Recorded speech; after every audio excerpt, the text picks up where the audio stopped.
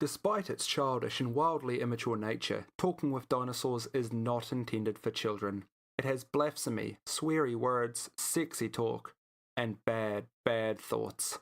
It is for entertainment purposes only, and while care has been taken to keep information as accurate as possible, paleontology is an ever-growing field with new data and theories constantly changing how we see these prehistoric monsters. We can make no guarantees about accuracy. Not that it matters, paleontologists are just making it all up as they go along anyway. And also, Mum, I'm still very, very sorry.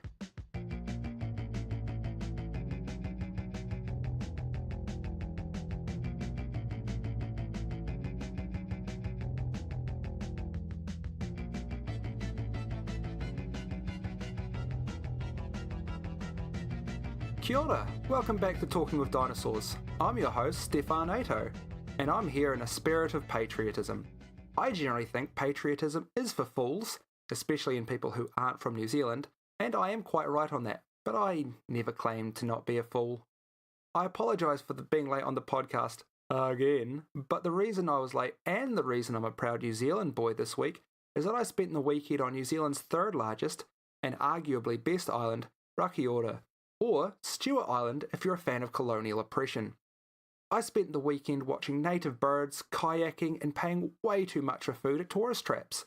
The weather was beautiful, the place was beautiful, I was beautiful, it was good times.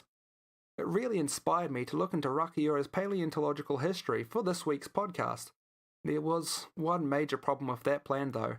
Due to the fact that 85% of the island is protected national park and the fact that, like the rest of New Zealand, the rock's not great for fossilisation, there haven't really been that many paleontological discoveries on Stewart Island. That really threw a spanner in my works. Then I saw an interesting viral image on the Facebooks, and it gave me another idea for this week's podcast. I've shared it on the social medias, so you may have seen it by now. It claimed to be a perfectly preserved dinosaur claw, with soft tissue and DNA and all from a dinosaur called a Megalopteryx. Now that sounds very cool. There's only one problem. The Megalopteryx wasn't a dinosaur. That's right, the internet lied to you. What next? A reality TV star as the American president? Pfft. It is definitely extinct though. Not for as long as the dinosaurs though. Not even as long as the Megalodon that we featured last week. In fact, it may be the youngest creature we ever feature on this show. The Megalopteryx is in fact the upland moa, a large wingless ostrich-like bird, a ratite, that wandered around New Zealand up to about 500 years ago. Oh, another not dinosaur, you say? Well, joke's on you, buddy. Birds are dinosaurs. Look deep into your heart. You know it to be true. Now, you may argue that I just contradicted myself by saying it wasn't a dinosaur and then saying it was a dinosaur. And to that, I have to say to you, alright, you got me. But, it's cute when I do it. They were the dominant herbivores in New Zealand, with some species standing up to 2 metres tall at the hip. With New Zealand's lack of native mammalian predators, they were hunted only by the massive Haast eagle, which dominated New Zealand's sky before mankind's rather unfortunate arrival. Because there were no mammals, except for the odd bat, birds had to get off their lazy cloacas and fill all the niches mammals usually filled, with moa seemingly taking the place of grazing beasts like cows and horses and deer, that sort of thing. Moa are what nerds like to call K-strategists, which in non-nerd terms means that they didn't have many babies and they took a long time to develop to adulthood. They estimate around 10 years, which means when they started being hunted by the first Maori settlers in the 14th century, they weren't able to breed quickly enough to recoup the lost numbers and went extinct around 100 years later. With its main prey gone, the Haast eagle followed suit not long afterwards. Bye-bye birdies! From there, moa only lived on in Maori oral traditions, just a myth by the time of the arrival of European settlers. Tales were told of a massive, delicious bird that once ranged the land, but were written off with that colonial arrogance that us Westerners are so good at. Well, until 1839, when a man by the name of John Harris from Poverty Bay in New Zealand was given a piece of a large, unusual bone by a local Maori who had found it on a riverbank. John passed it on to our good arch-nemesis, Richard Owen, who somehow, after 4 years, managed to correctly surmise that it was from an extremely large bird. Amazing. I think this is the 4th time old Dickie Owen has come up in this podcast, and this is the first time he's managed to get anything right. Good job, Richard, really earning that knighthood. I'm really impressed he didn't try to claim it was from a giant bloody gecko, the creepy saurophile that he was. Not even the fun way that modern scalies are, he just can't seem to keep his mind off those damn lizards. Weirdo. Since then, however, thousands and thousands of moa bones have been found in sinkholes, caves, dunes, and swamps. Swamps in particular seem to be a goldmine for moa bones. I had the pleasure in December to record a demo with my band. Yeah, that's right, I'm in a band, ladies. And no, you can't hear it yet. It's too good. It'll probably kill you. We recorded in a little place called Arno, just outside a slightly less small, but still tiny place called Waimeri. In 1895, a farmer there found some bones in what was at the time swampland, and arranged for people from the nearby Canterbury Museum to come check them out. They found parts of over 800 different skeletons, and probably left a bunch behind. These poor buggers had probably wandered into the swamp over thousands of years and not been able to make their own way out. Their loss was our gain, though, as the huge volume of preserved moa material and relatively young age of the remains means we have large swaths of moa DNA. In fact, moa is one of the few extinct animals with its complete genome sequence. This has led to a lot of discussion of possibly cloning the moa and bringing it back from extinction. While it's still sort of science fiction at this point, it's definitely something people are working on, so who knows? Maybe otago fried moa will be on the menu in our lifetime. I know, I'll give it a try. It's time to get on to give this big bird wannabe a rating. I'll probably give it a 10 out of 10 for coolness, but a 1 out of 10 for being able to survive humanity's onslaught, averaging a 5 out of 10. Oh wait, it's from New Zealand though, so it gets a +6 for hometown advantage. Woo, 11 out of 10, that's one more. Right, now we're done with that, let's get on to some of our Paleolithic puzzles.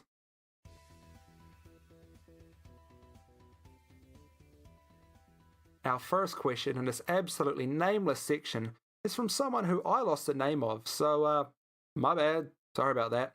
I'm not perfect, I just look it and sound it. I am perfect really. Me losing it was obviously meant to be. Anyway, the question is, who was the dumbest or lamest paleontologist and why? From, let's say, Puzzled About Paleontologists. Well, I'm sure you can guess the answer to this one by now. Sir Richard Owen was a critical player in the formation of the science of paleontology and an integral part of making sure dinosaurs were acknowledged as like a real thing. He was also a very important figure in the study of many living vertebrates at the time, including, as noted earlier, a lot of New Zealand native birds. I like to talk a lot of shit about him because damn near every dinosaur he looked at he got wrong, but the dude is worthy of a lot of respect. He's still super lame though. He looks like the sort of guy who'd get turned down for the part of Ebenezer Scrooge in A Christmas Carol, because they wouldn't be able to make him not look evil in the finale after he turns. Okay, now on to the next question. This one's from the brilliant Nia Dawn, host of the fantastic Antipodean true crime podcast, Murder Down Under. She also has a new podcast called Think Yourself Clean, which you should really check out. She sent in a few, but this week's question is Jurassic Park. Good idea? Bad idea?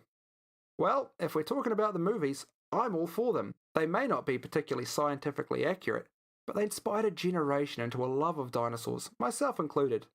We may all picture velociraptors as man-sized stab lizards because of them, but those truly interested soon find out how they actually looked. Also, boom! Rah! Bang, bang, bang! They're a lot of fun, but seriously, hashtag fuck Universal. I actually can't remember why I'm angry at them now. I think it was something to do with baryonyx, but fuck them anyway. If you can remember why I hate them, please remind this doddery 27-year-old. Send me a link on Facebook or something to what I said. I'm not very good at keeping track of me. Now, if we were talking about an actual amusement park with living dinosaurs, an actual Jurassic Park, however, my answers probably would surprise you. That's because my answer is fuck right the fuck off. Dinosaurs as a subject are fascinating. 6-meter tall walls of teeth and murder are not something I want living anywhere near me, though. A friend of mine was staying in Southeast Asia, and they told me about some kind of monitor lizard that got into the compound they were in and murdered a bunch of kittens. Now, I love kittens. Can you imagine how many kittens an Allosaurus could eat? Thousands! Why do you hate kittens, Universal Pictures? Wait, is that why I hate Universal Pictures? Do Universal Pictures eat kittens? It makes sense, I guess. Maybe we should get that trending on Twitter. Let's get some hashtag Universal Pictures hates kittens, yeah? Anyway, I think that's about all I have time for today. Thanks again to Nia and Murder Down Under for the question, and the shout-outs on the Twitters. It really is a great podcast. If you're into true crime and want to check out something with an Australian bent, it's definitely worth checking out. Think Yourself Clean is pretty awesome too. I can't wait to hear more of it. I'd also like to thank you, the listener, for sticking with me through 10 episodes. 10! That's crazy. I give up everything after a week. So the fact that I've been doing this for 3 months now and only missed 2 episodes is a pretty fantastic step for me, and I wouldn't be here without you. This is especially true of my dear old mum, who is definitely my #1 fan. I'm still sorry, Mum. If you have any questions or Triassic trivia for me, just as usual, send it to me at talkingwithdinosaurs@gmail.com. Tweet it to me at TalkingDinoCast or with the hashtag TalkingWithDinosaurs, or put it on the Facebook page. And, feel free to tell everyone you know about it, preferably people who will tell other people and, really charismatic people, good-looking, people a lot like me. And, if you've got anything else to tell me, just pop it on the Facebook page. I promise I don't bite. Well, maybe not. It depends how tasty you are. As tasty as kittens are to Universal Pictures? Oh, you're in trouble then.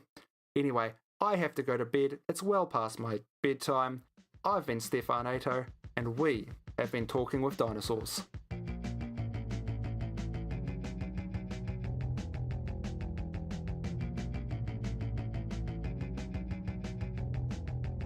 Hashtag Universal Eats Kittens.